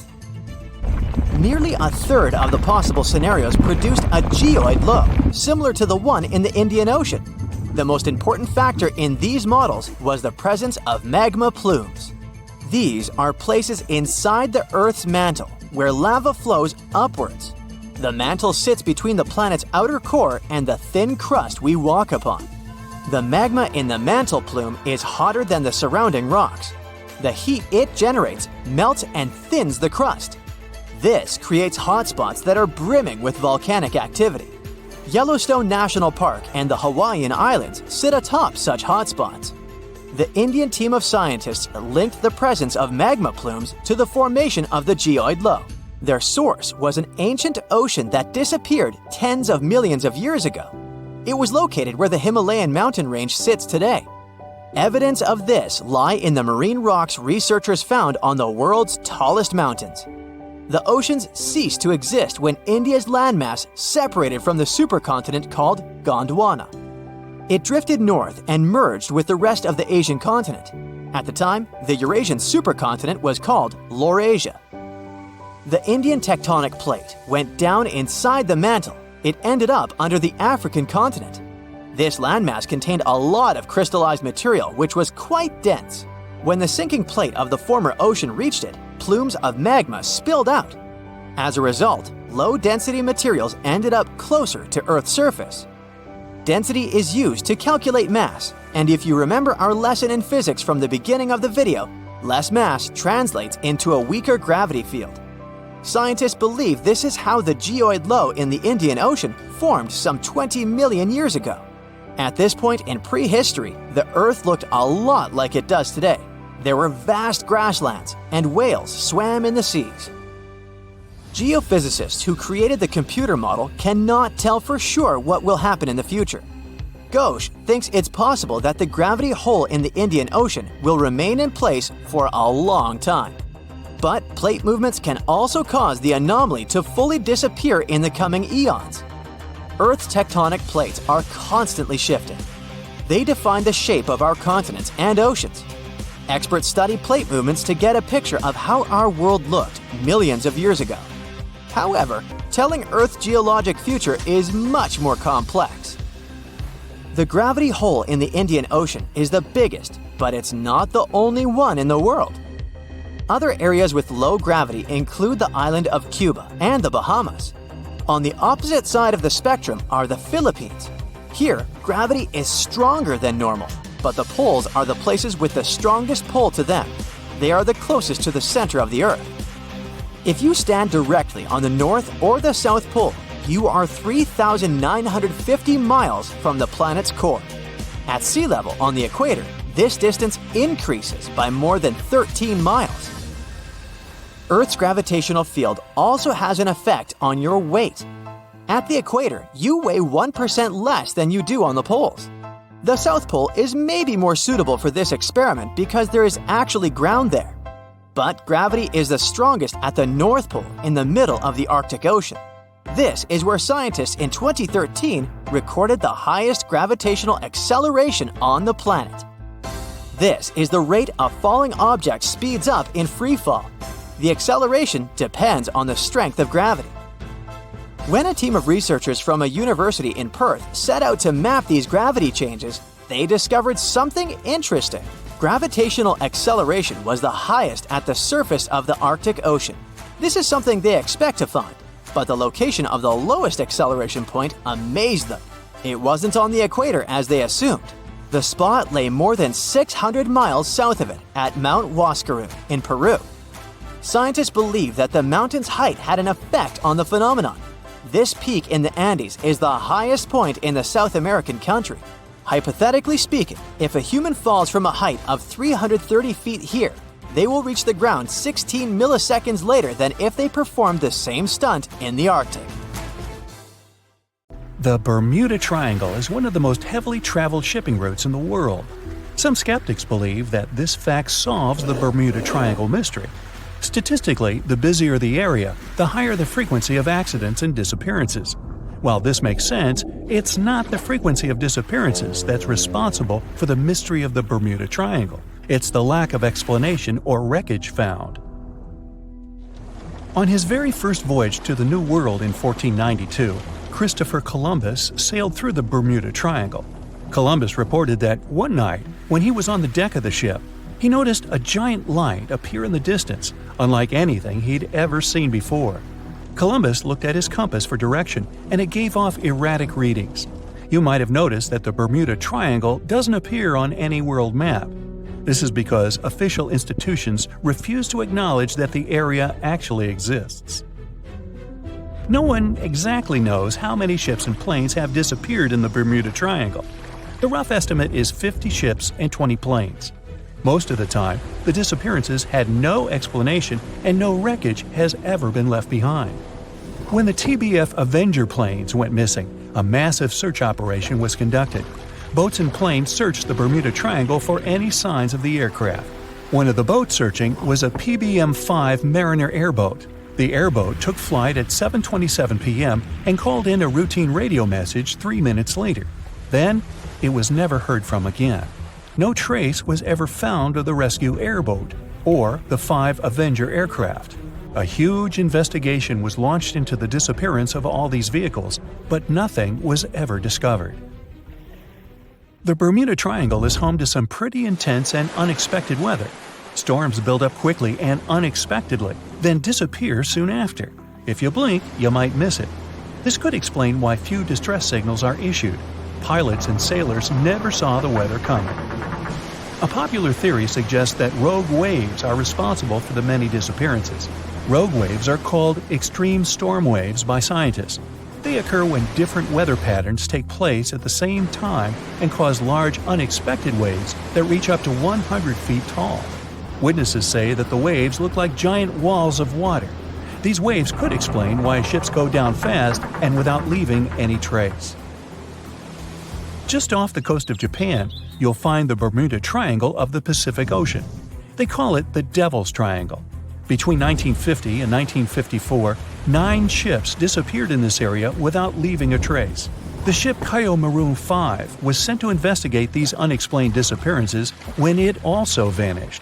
After this incident, the Japanese authorities labeled the area as a danger zone, and sailors were encouraged to avoid it. Some people blame all disasters on the extraterrestrial paranormal activity. Others suppose it's all about raging natural phenomena. Some scientists believe the cause of anomalies is the environmental changes. Also, there's a really high concentration of methane hydrates on the bottom of the ocean in the Pacific Bermuda area. This gas tends to set off, and when it happens, bubbles start forming on the surface of the water. These gas eruptions can interrupt the ability to float and can easily sink a ship. Because of this chemical reaction, there won't be even a trace left. Underwater volcanoes are said to be another possible explanation for the Japanese Dragon's Triangle. In fact, they can take down even small islands. Luckily, nobody lives there. It's a pretty common thing in this area that some of them disappear underwater and others appear out of the blue because of seismic activity. You'll never find the Dragon's Triangle on any official map of the world, so nobody's quite sure about how large it is in reality. In July 2015, 2 teenagers disappeared after setting sail off the coast of Florida. There's some mystery about what the 2 teens were really getting up to. They told their parents that they were just going to fish, but they told their friends that they were crossing to the Bahamas. Shortly after they left, a line of thunderstorms moved towards the area, and the boys were never heard from again. A massive search was conducted, but sadly, nothing was found. 1 year later, the pair's boat was found off the coast of Bermuda with a broken iPhone and some personal effects left inside. One of the most popular and bizarre theories trying to solve the Bermuda Triangle mystery comes from Charles Berlitz. He insists that the area is home to the lost city of Atlantis. The missing ships and planes and malfunctioning equipment, according to him, were all caused by rays of energy let out by the special energy crystals that power Atlantis. While this sounds silly, Berlitz's theory was convincing enough that over 20 million people bought his book worldwide. Previously, the compass wouldn't work well in the Bermuda Triangle since the lines of the 2 poles coincided here, true north and magnetic north. But if you fall into this line, your compass will behave strangely. But the magnetic north is constantly shifting, and now it's far beyond the triangle. No legend says pirates of the last centuries operate in the Bermuda Triangle, or that the Flying Dutchman makes other ships disappear. A popular theory is that ships travel to the distant past or future through a time portal in the Bermuda Triangle. Fortunately, these are all myths. Just imagine hundreds of giant tentacles reaching out to a group of ships sailing through the Bermuda Triangle. In the past centuries, they could easily sink an entire fleet, since the ships were made of wood and were lighter. Squids wrapped decks with their strong tentacles, made holes in the ship's hulls with their sharp beaks. Toothy suction cups could break the masts and tear the sails. The water was filling the holds and slowly rising to the deck. The ship sank in a matter of minutes. Survivors reached the shore and told everyone about huge monsters. This is how the legends of the Kraken appeared. Fortunately, now people have sonars and equipment for monitoring the sea space. They say the main reason why this place is so enigmatic must be the magnetic fields that form this ominous triangle. Ocean floor is made of rocks containing a lot of magnetite. It's more like iron. Magnetic fields react to the high concentration of magnetite on the ocean floor, which may start a sort of conflict between the two. It can often lead to various weather anomalies and, as a result, navigation issues. And naturally, any changes in the ocean floor or the Earth's magnetic fields influence the Bermuda Triangle a lot. Magnetic fields tend to shift their position, so do tectonic plates and even the continents, even though we never notice it. The skies are usually very clear there, but back in 1883, some people witnessed abnormal things in the area. Some claim to have seen large blocks of ice falling from the skies, and the crew even managed to save one as hard proof. Seems like the Bermuda Triangle has an alternate not only on Earth, but even in space. Spacecraft usually don't disappear into thin air though, like there's no air. This anomalous area is really large and stretches right above the South Atlantic. It occupies the area from Chile to Zimbabwe and sits right at the point where Van Allen radiation belts are the closest to the surface of our planet. The Earth has two such belts, which come in handy trapping the particles that shoot in from the Sun. They do a great job protecting the Earth from radiation. The magnetic field there is lower, so it allows the Earth's radiation belt to come closer to the surface. Whenever a satellite passes by, it will be exposed to radiation, which might lead to serious damage. So, no satellite can take pictures of it. The South Atlantic anomaly is part of the Earth where natural radiation just flows out of control. Still, there is little evidence that all these triangles are really dangerous. Many believe the Bermuda Triangle itself has been proven time and again to be nothing but a work of fiction. In fact, some shipwrecks, such as the Ellen Austin, gained popularity in the middle of the 20th century, while nobody even thought of drawing a triangle in the Bermuda area before that. The mystery was popularized by science fiction writers and became a common myth, while no serious research proved it any more dangerous than other parts of the world's ocean. So, the crew of the Ellen Austin back in 1881 weren't even aware of the Bermuda Triangle back then, let alone afraid of it. What do you think?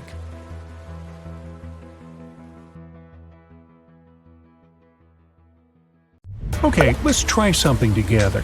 Open any world map you have available. It can be the one you find in your bookcase or even an online version. Take a look at the vast area covered by water.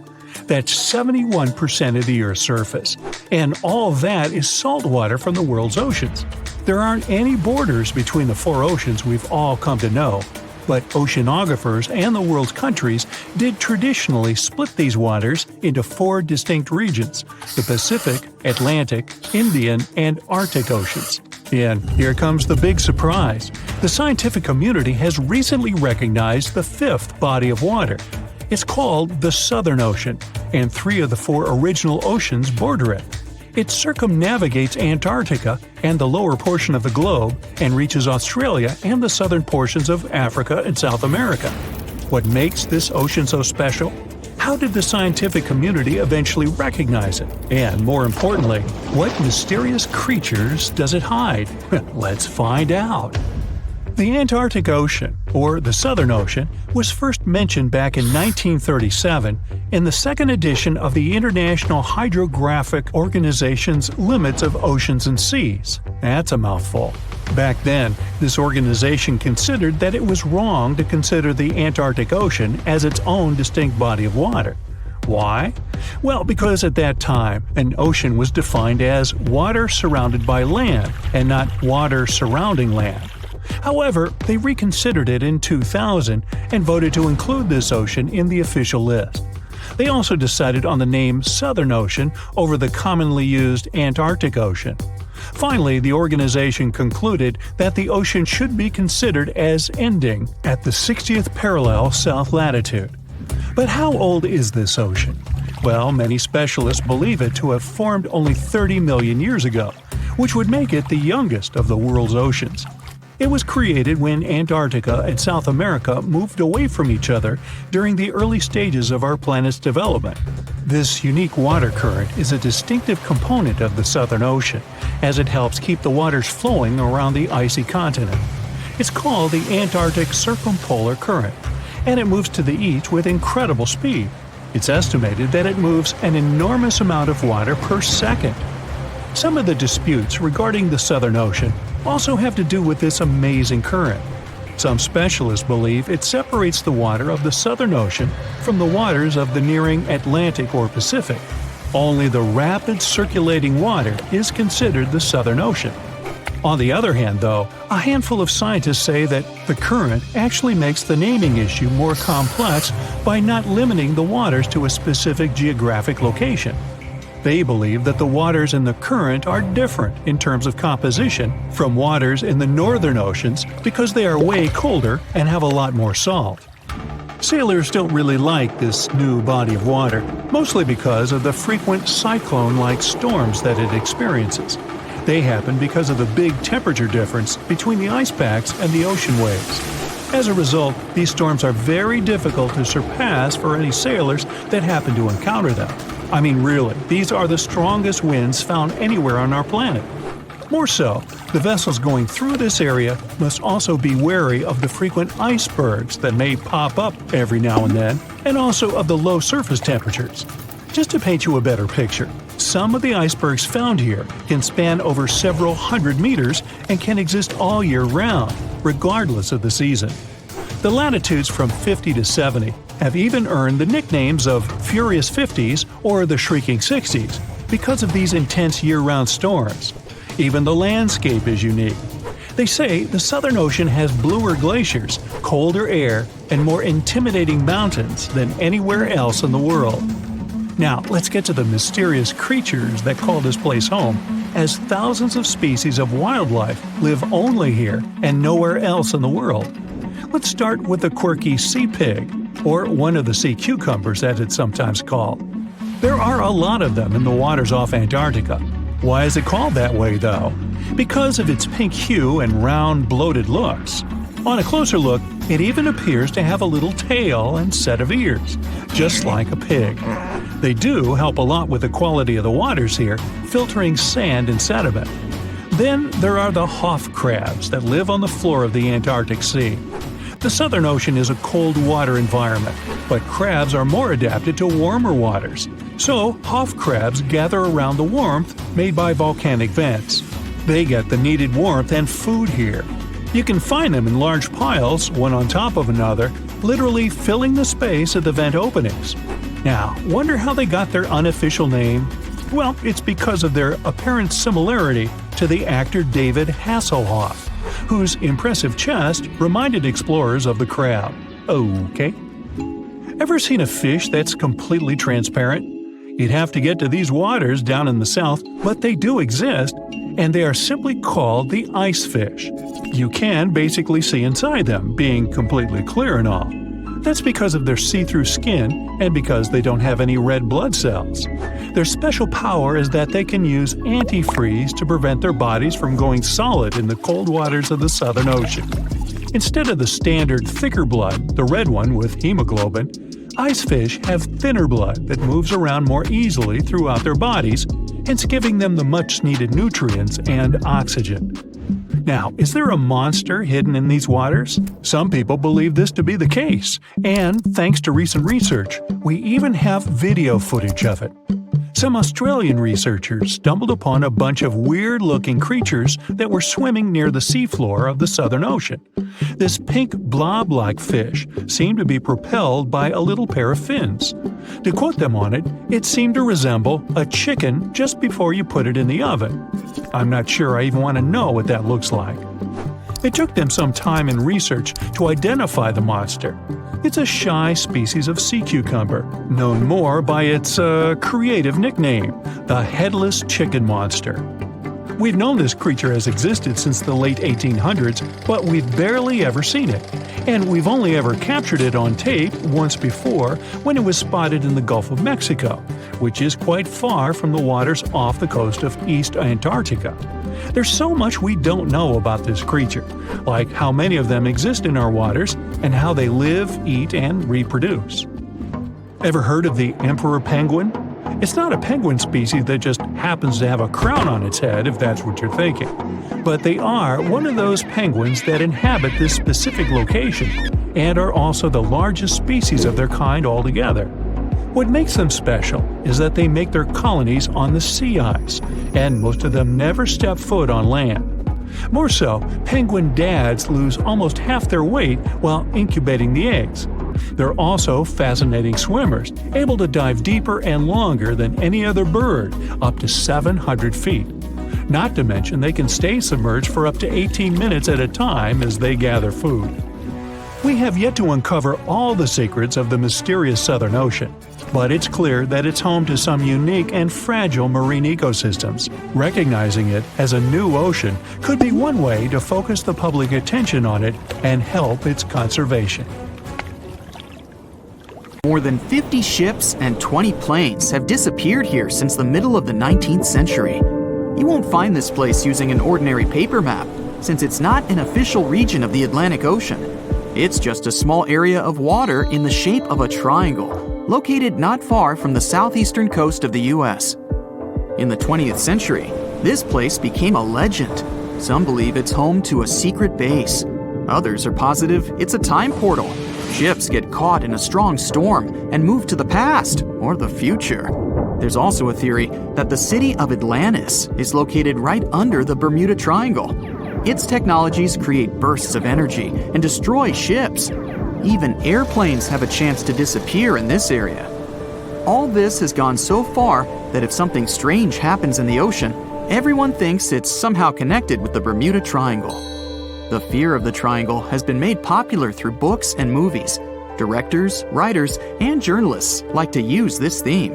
But in their works, you only see a few correct answers. You can find the truth about this place yourself if you look closely. But first, let's refute the weakest theories. Space objects, Atlantis, time travel. All these myths appeared in the middle of the 20th century. There weren't any records about mysterious phenomena before this time. People just noted that a lot of ships were sinking here. But then, one author wrote a book about Atlantis lying in the waters of the triangle. The author didn't provide any evidence, but he described this hypothesis very convincingly. People read it and liked it. The human psyche likes to read something secret. When you learn something that no one knows about, it makes you feel special. And of course, you begin to believe in this secret. So, this was one reason why the Bermuda Triangle book has become so popular. It brought the author a lot of money, and other people also wanted to enrich themselves the same way. Some other fantastic theories about time travel and secret bases have appeared since then. After that, people started making documentaries. All those works devoted to the mystical nature of the triangle were based not on real facts, but on theories from other books. It's impossible to find the truth in this chaos. Some people like to learn secrets, even if they're fake. But you can always find the truth if you really want. Just take any myth and try to find sources proving its reality. Most likely, you'll find nothing but non-scientific books and movies. There are also more realistic things about the triangle, but they are no less interesting. One hypothesis says that ships disappeared there because of methane. Deposits of this gas are under the seabed of this region. Sometimes it releases from there and rises to the surface. As soon as methane comes into contact with water, it takes the form of giant bubbles. Then these bubbles foam the water and create large waves that flip the ships. This theory is quite real, and such a natural phenomenon exists, but not in the Bermuda Triangle. None of the numerous studies have confirmed the presence of an increased concentration of this gas here. The last methane eruption occurred here about 15,000 years ago. Another realistic theory is rogue waves. They form without storms and winds. The calm water surface can transform into a big wave, the height of a 5-story building, in 3 seconds. It sinks a ship and then quickly disappears. The sea is calm again, as if there were no waves at all. Some scientists believe a surface sea current colliding with a strong headwind creates this phenomenon. But some recorded cases involved no wind. Another version says the wave is born thanks to the collision of warm and cold currents. But the most exciting theory talks about kinetic vampirism that forms the waves. Under certain natural conditions, waves get the ability to exchange kinetic energy. And among all the waves, there will be the biggest, the vampire one. It absorbs the energy from all the others. When the power is accumulated, the vampire wave splashes it out. This explains the force of the impact and its sudden disappearance. All theories seem logical, but scientists still can't figure out the nature of this phenomenon.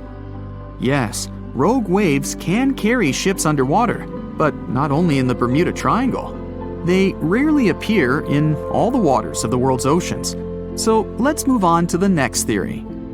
Some of those who sailed through this place reported their navigation devices had become unstable. The compass and electronics broke down. The signal and radio communications were lost. We need to look at the triangle from space to find out the reason. If you use special sensors and devices, you'll see that the Earth's magnetic field is weakened above the Bermuda Triangle. This field is a shield that protects us from solar radiation. The ISS astronauts said that the triangle gets more of the sun's particles than any other part of the planet. Therefore, electronics are unstable in this area. But such failures don't occur with satellites and other space objects flying within our planet's atmosphere. Areas with a weakened magnetic field appear all over the world, and they hardly ever disrupt navigation. This means that ships and planes work stably in such conditions. But all the same, a compass doesn't work correctly in the triangle area. Could it be that some magnetic anomaly affects the navigation systems? This theory was quickly refuted. Scientists regularly check the magnetic map of this region and don't find any deviations from the norm. The reason for the unstable functioning of a compass is not an anomaly. The Bermuda Triangle is one of the few places on the planet where the true north and magnetic poles coincide. True north is the geographical North Pole. The magnetic pole is constantly moving around the globe directly to the north. Sometimes these poles collide and cause such a phenomenon as agonic lines. If you fall under this line, your compass will behave strangely and won't point you to the true north. That's why so many ships disappeared in this place at the beginning of the 20th century. People used an ordinary compass. They didn't have modern navigation technologies, and the misfunctioning of the compass could have led to disastrous consequences. Imagine that you're a ship's captain in, let's say, 1901. Your compass is guiding your way. You know you always need to sail north to get to land. Then you get into the Bermuda Triangle. You look at the compass and notice the arrow position has slightly changed. Now you need to move in another direction. This direction is the wrong one, but you don't know about it yet. You take the wrong path and end up in the Caribbean region. This area is full of tiny islands, and the seabed is not deep here. Your ship gets on a shoal. You're stuck and have no idea where you are. That's how some ships disappeared in this region. But if you had GPS, you wouldn't have lost your route and would have sailed safely to land. By the way, now, in the 21st century, you can use a compass here without problems, since the magnetic North Pole doesn't meet the true one on the territory of the Bermuda Triangle anymore. The agonic lines are somewhere else right now. But still, for some reason, ships get lost here.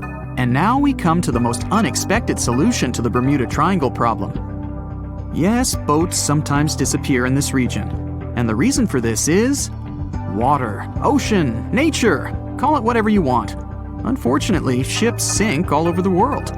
Don't be afraid of just one triangle. There are places in the Atlantic Ocean territory where more boats disappear, and the Bermuda Triangle is not even in the top 10 of them. But why does no one know about them? Well, it's because people wrote fairy tales about one particular place. One of the most popular ship routes of the Atlantic passes through the Bermuda Triangle. Can you guess where most shipwrecks occur statistically? In a place with many sailing ships. That is, in this region.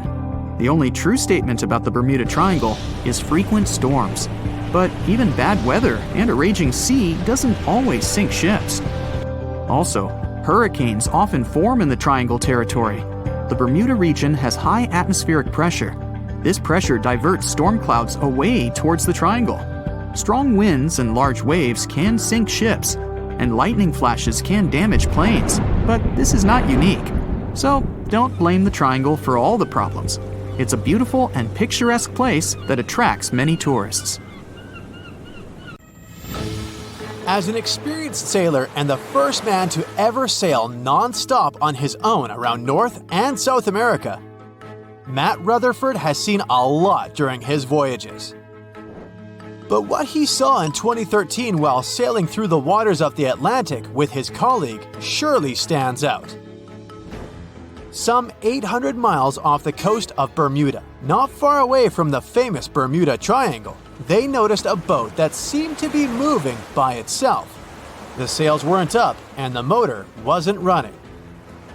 The sailors decided to check if there was someone who needed their help aboard, so they moved closer to the mysterious ship.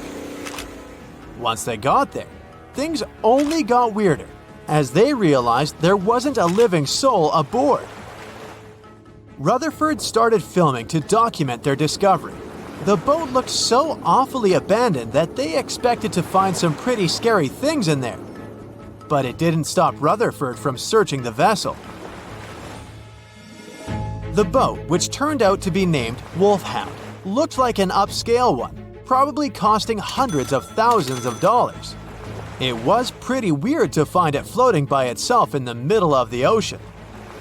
It seemed like whoever abandoned it was leaving in a rush. There were clothes and other personal belongings all over the main cabin. Some parts of the ceiling had fallen and some drawers had popped open. The brave sailors decided to tow the ghost ship back to Bermuda. It wasn't easy because Wolfhound was bigger and heavier than their boat. After days at sea, the crew was running low on fuel and asked a passing freighter to stop and give them some gas. They kept pulling Wolfhound until the tow line got wrapped around the rudder and they realized they could get stranded in the Bermuda Triangle. So they had to abandon the ship. What really happened and how Wolfhound ended up in the middle of the ocean will probably remain a mystery. Rumor has it that it belonged to a member of the Royal Irish Yacht Club. The ship was going on its first voyage from Connecticut to Bermuda and then Antigua. It got in a terrible storm around 400 miles away from Delaware. The winds were so strong that the yacht suffered 2 knockdowns. A Greek cargo ship rescued the crew. They left the ship with an emergency beacon on. The rescued crew members shared that they saw the ship sink, which only adds more questions to the story. How did it get back to the surface?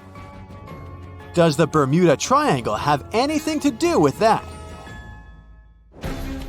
Christopher Columbus himself reported some unusual compass activity going on in this mysterious area while he was on his way to the New World. Despite the stories of more than 50 ships and 20 planes disappearing in the area, it remains one of the most heavily traveled shipping routes in the world. Some skeptics believe that this fact solves the Bermuda Triangle mystery. It could make sense because the busier the area, the more accidents happen there. But then again, it's not the number of disappearances that makes the place so mysterious. It's the lack of explanation and wreckage lost for good. The first ever confirmed ship to vanish in the Bermuda Triangle was the USS Pickering. In 1800, it departed from the US on its way to the West Indies. The ship sailed into the Bermuda Triangle along with its 90-man crew. No one ever heard anything from them ever since. The popular explanation is that the ship was taken out by a storm. But because no one found any wreckage, we'll never know for sure. The largest ship that has ever disappeared in this mysterious area was the USS Cyclops. In March 1918, carrying a crew of 306 people, the USS Cyclops left Barbados and headed home to Baltimore. The ship passed through the Bermuda Triangle on its journey and vanished into thin air, or rather, water. The Cyclops never sent any distress signal and disappeared without any explanation or trace. The Bermuda Triangle isn't the only place in the world where ships go missing or mysteriously resurface. One of the most famous ghost ship stories would be of SS Bechimo. The large cargo steamer was built in Sweden. On October 1st, 1931, it got caught in pack ice. The crew decided to wait it out and managed to break free after a couple of days, only to get trapped again in less than a week. This time, they didn't manage to make it out. A rescue team went by air to save 22 of the crew members. 15 other members stayed in a wooden shelter they built not far away from the ship. Their plan was to wait out the winter and get back aboard. At the end of November, a strong blizzard was rushing through the area. When it was over, Beichimo seemed to have gone away with the storm. The captain decided it must have broken and sunk, but a few days later, a local hunter informed them that he had seen the ship around 45 miles away from their camp. The crew managed to find the ship and took the most valuable cargo from its hold. They had fears that Beichimo wouldn't live through that rough water, but it did manage to survive after all. Once the ice was gone, it floated away and ended up drifting along the shores of Canada and Alaska. Many people reported seeing the ghost ship in an open sea. Some even tried to board it to save the ship, but the weather didn't allow it to happen. The last time someone saw SS Beichimo was in 1969, 38 years after its crew had left it. It could still be drifting somewhere in the ocean. The story of MV Joyita happened in the South Pacific. The ship was originally a wooden luxury yacht. After serving for 20 years to various owners, it became a merchant ship. In 1959, it set on a trading voyage that was supposed to last around 2 days. When it didn't reach its destination on time, no one was worried at first, as things happen in the open waters. After another day, and no distress signals from the Joyita, it was obvious that something serious was going on with it. There were 25 people aboard, and their families wanted to find them. A search and rescue crew worked for 6 days looking for the ship, or at least its wreckage, in an area of nearly 100,000 square miles. That's 1.5 times as big as Florida. Sadly, the mission had come back with no results. It seemed like Joyita had disappeared without a trace. A month later, another merchant ship noticed Joyita drifting in the ocean, miles and miles away from its original route, and none of the crew members or passengers were on board. The cargo had also disappeared. The lifeboats were also gone, so the people must have escaped the ship hoping to save themselves. It turned out that the crew had been trying to get help as they tuned the radio to the International Distress Channel. But the damaged cable didn't let them send the signal any further than 2 miles. It also looked like when they were leaving the ship, the crew took the logbook with them, and we still don't know what exactly happened to Joyita. Family members of those who were on board are still looking for answers.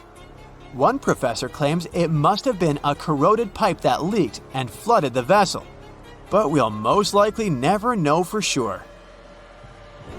In the Pacific Ocean, near Japan, there is an area nicknamed the Devil's Sea. It's believed to be one of the 12 vile vortices around the Earth. Some people claim that vile vortices have weird things going on in them because the pull of the planet's electromagnetic waves is stronger there than anywhere else. The most famous ship that disappeared in the area was a fishery patrol vessel in 1952. The ship went there to investigate the vessels that went missing previously and disappeared along with 31 crew members. Scientists who don't believe it was a mysterious disappearance blame the underwater volcano eruption for what happened.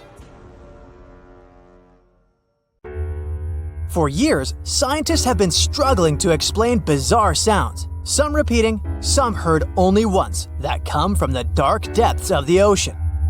From bewildering hums to worrying bloops, the water transmits outlandish acoustic phenomena. One of these mysterious noises got named the upsweep. For the first time, this long train of sounds was registered in 1991 in the Pacific Ocean. One of the most unusual things about this signal is that it keeps changing, as if trying to confuse researchers even more. Like some unearthly howl, it varies from high to low frequencies and then back again, and you can hear it better in the spring and fall than in the winter and summer. Why the upsweep? It's simple. The sound travels from the bottom of the ocean towards its surface, as if sweeping up. scientists do have a theory explaining this phenomenon: the activity of undersea volcanoes. Hot lava pouring into ice-cold ocean water could theoretically create such noises, but there's no proof found yet. Plus, the sound has been declining since 1991, even though it can still be detected. The bloop is the name given to an ultra-low frequency and incredibly powerful underwater sound that was recorded in 1997 by the U.S. National Oceanic and Atmospheric Administration. The bloop continued for approximately 1 minute. Having started from a low rumble, it gradually rose in frequency. It also kinda mimicked the noise created by marine animals, but its volume was so great that no living creature known to science could have made it. When the bloop occurred, underwater microphones managed to record it from a distance of 3,000 miles away. Rumor has it that the noise might have something to do with the fictional half-octopus monster Cthulhu, or some other colossal deep-water creature. But if you don't believe in monsters, science has another explanation: iceberg fracturing.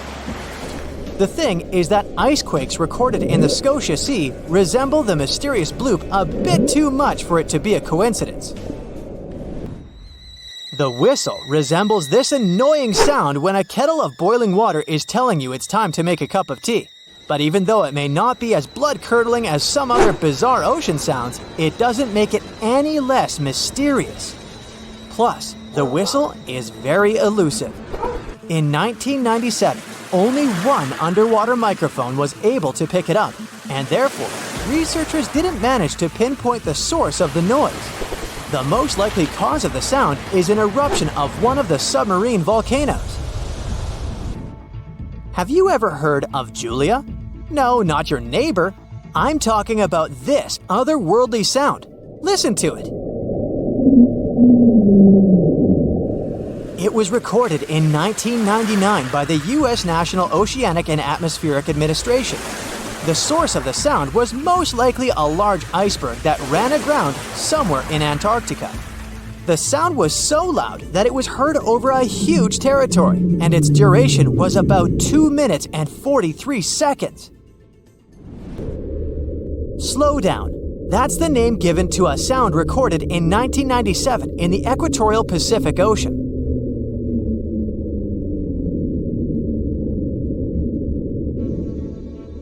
The sound was called this way because it slowly decreased in frequency over 7 minutes or so. It's been picked out a few more times since it was recorded for the first time. The source of the sound isn't very mysterious. Most likely, it was produced by a massive iceberg that became grounded in Antarctica, or it was caused by moving ice. By that, I mean the friction produced by a large ice sheet moving over land. The loneliest whale sound is often called the 52 Hz whale because the animal that creates it calls at a unique for these creatures frequency. When you listen to this sound, it sounds like a low bass note. At the same time, it's much higher than the normal frequency of the whale call, which rings between 10 and 40 Hz. Interestingly, scientists have been listening to the world's loneliest whale for decades, but haven't managed to figure out its precise location. Nobody knows whether the mammal is male or female, what species it is, or if the animal is still alive. After all, for the last time, its call was recorded in 2004. Earth-shaking booming sounds have been reverberating off some parts of North Carolina for more than 150 years.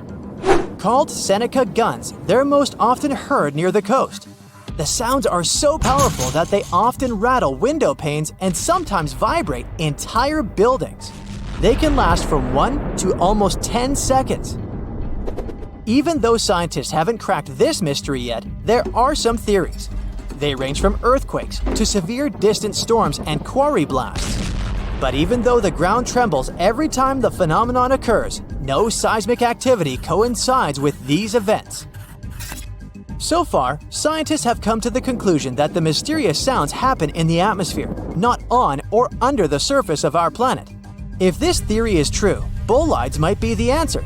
These extremely bright meteors often explode once they enter Earth's atmosphere. Or Seneca guns might be born in the ocean. Sometimes, when enormous waves collide far away from the shore, you can hear it, even if you're nowhere near the coast. Seneca guns are a type of skyquakes. You don't need to travel to a particular part of the world to hear one of those. Mysterious sonic booms ramble from the sky everywhere, from the US to India and Japan. Just like Seneca guns, this sound phenomenon occurs mostly near the coast or a big body of water. Rattling glassware and windows in the nearby houses, skyquakes could be connected with ultra-fast airplanes breaking the sound barrier. But people started hearing the first skyquakes in 1824. The theories trying to explain this phenomenon include sand dunes shifting, meteors entering the atmosphere, distant volcanoes erupting, Earth's crust cracking during earthquakes, and even gas bursting out of underground vents in the sea or lake bottom.